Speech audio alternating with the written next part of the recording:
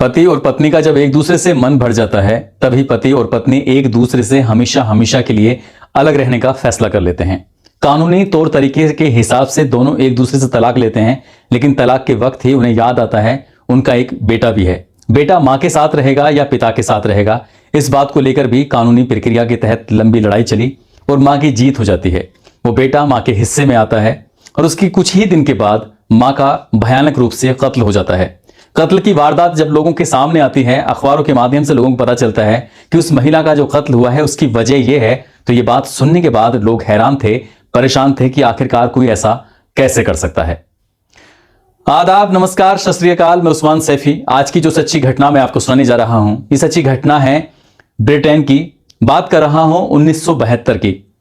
दरअसल एक महिला को सुबह 8 बजे के आसपास किसी जरूरी काम से पड़ोसन महिला के साथ कहीं जाना था और 8 की जगह 9 बज चुके थे, 10 बज चुके थे, लेकिन ना तो कोई फोन उठ रहा था और ना ही वो महिला अपने घर से निकल कर आ रही थी। तभी पड़ोसन घर के अंदर जाती है और अपनी आंखों से जो देखती है सो देखकर बिल्कुल भी यकीन नहीं हो रहा था।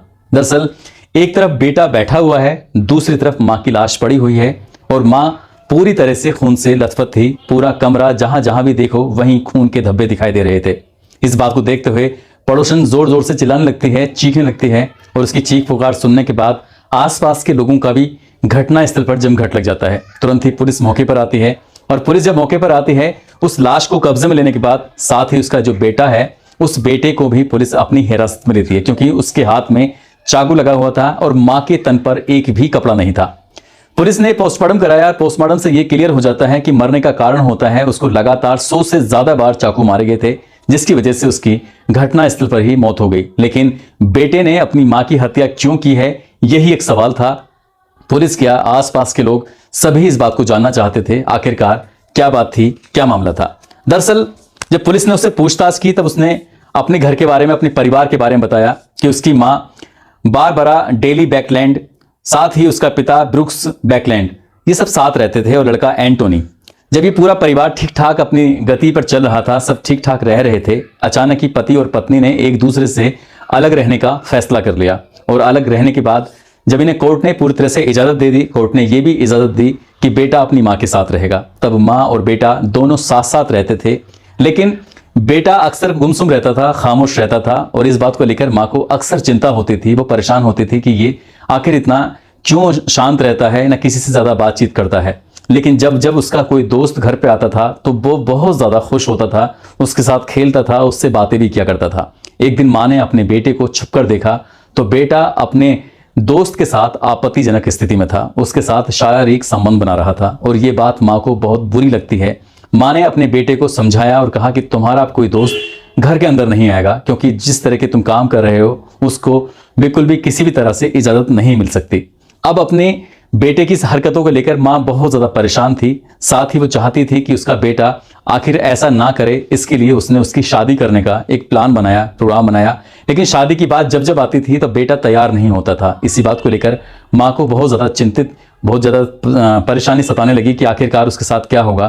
तभी वो अपने बेटे को एक दिन उस इलाके के रेड लाइट एरिया में लेके जाती है ताकि ये पता चल सके कि उसका बेटा शारीरिक रूप से पूर्ण है या नहीं है। तभी वो अपने बेटे को जो नजदीकी रेड लाइट एरिया था वेश्याओं के पास लेके जाती है और वेश्याओं से बाकायदा बात करती है कि मैं अपने बेटे को ये देखना चाहती हूँ कि ये शारीरिक रूप से सक्षम है कि नहीं है।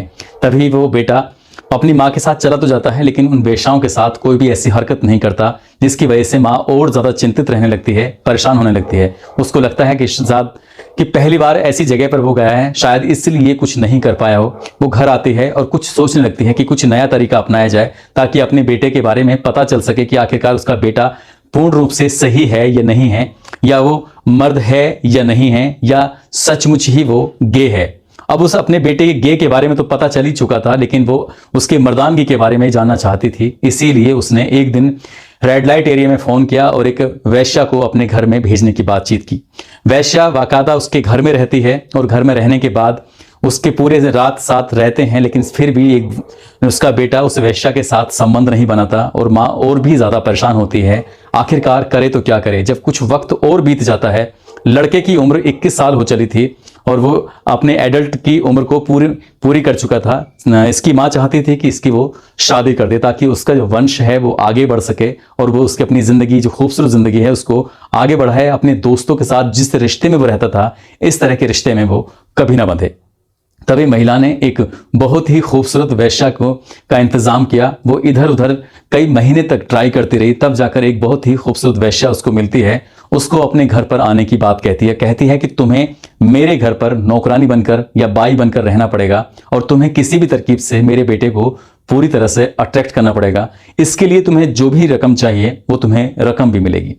वो वेश्या तैयार हो जाती है घर का काम में हाथ बढ़ाने के लिए भी और उसके अपने बेटे को अपनी ओर आकर्षित करने के लिए भी। धीरे धीरे करके ऐसी वक्त गुजर रहा था, वो महिला अपने इस घर के अंदर अजीब तरह के कपड़े पहनती थी जिसको लेकर उसका बेटा अट्रैक्ट हो सके। लेकिन उसका बेटा था कि इस महिला को लेकर भी वो अट्रैक्ट नहीं हो रहा था और लगभग 1 महीने से ज्यादा का समय बीत जाता है।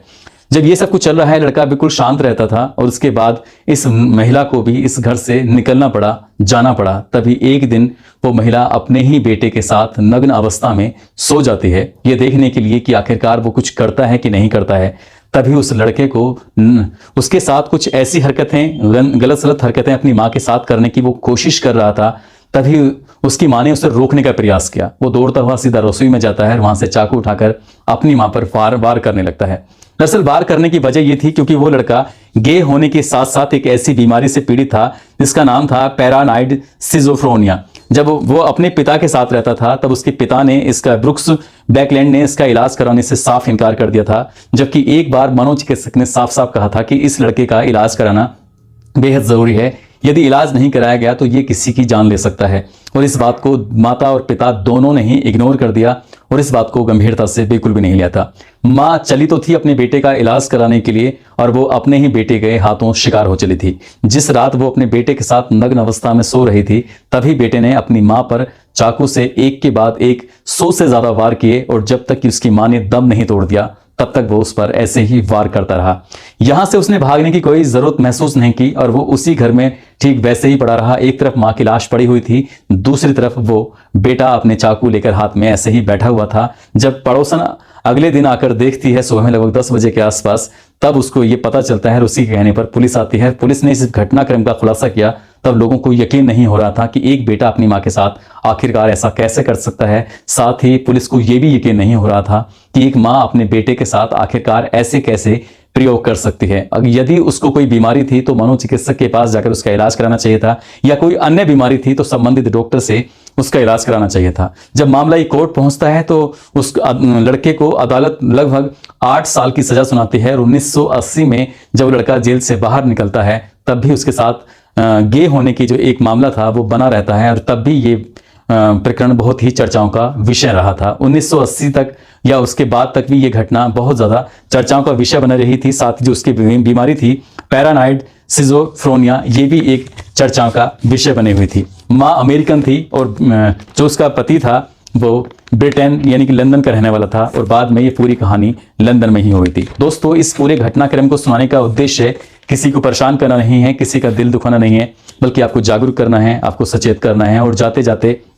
कुछ लोगों के जन्मदिन हैं जिसमें रूपेंद्र कुमार भरतपुर से हैं, मोहम्मद सिराज खान लखनऊ से हैं, संत कबीर नगर की रहने वाली सलोनी सिंह हैं और बीकानेर की रहने वाली सलोनी है। इन सभी को जन्मदिन की बहुत सारी शुभकामनाएं, बहुत बहुत मुबारकबाद। साथ ही कुछ लोगों ने नाम लेने की अपील की थी, जिसमें मोहम्मद रईस हैं, कौशलेंद्र यादव मुंबई से हैं, रविंद्र यादव बहजोई से, राम स्वरूप बिश्नोई बीकानेर से हैं, मुमताज अहमद मिर्ज़ापुर से, मोहम्मद रियान, मोहम्मद फिरोज, मीना यादव, बीरू भारद्वाज पलवल से हैं, नगमा अलवी दिल्ली से, सुशील कुमार बुलंदशहर से हैं, पूनम चंद हिसार से हैं, कुलदीप कुमार एटा से हैं और मकसूद खान औरंगाबाद से, शफीक शेख सिद्धार्थनगर से, बिपिन यादव चंदौली से, सादिक खान भरतपुर से, मोहम्मद शमसाद दिल्ली से, दीदार सिंह हरियाणा से।